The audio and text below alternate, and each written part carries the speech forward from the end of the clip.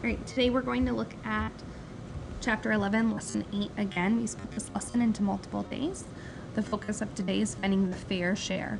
It's really important that students are understanding that fair share means that we're taking the total amount and splitting it equally into either how many data points we have, or if they give us another number, so like dividing into 4 crates or 3 bottles of soda. Let's look at the first example. Here we have to make a line plot. So again, I suggest making this table for frequencies first and then going and crossing off. I see that I have 4 groups of 1/4. I have 4 groups of, 4 bottles of 1/2 a gallon of juice. So then I make my line plot. If he redistributed the juice so that each bottle had the same amount, so right away we want students to start to think about that this is splitting equally.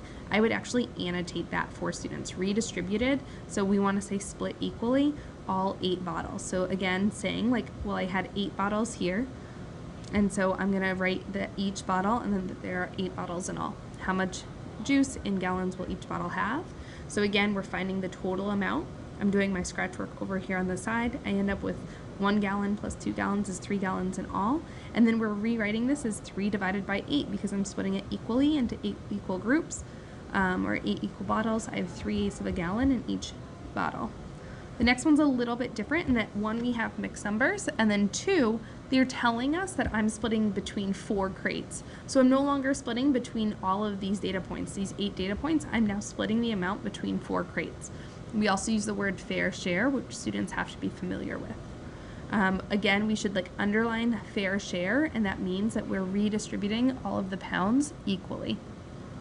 Again, I'm going to show my, write my expression to find the total, show my scratch work over here. I end up with 34 pounds in all. I'm splitting 34 pounds between 4 crates. I have 34 fourths. I can go ahead and divide 34 fourths by 4. I end up with 8 2/4, which is the same as 8 1/2 pounds in each crate.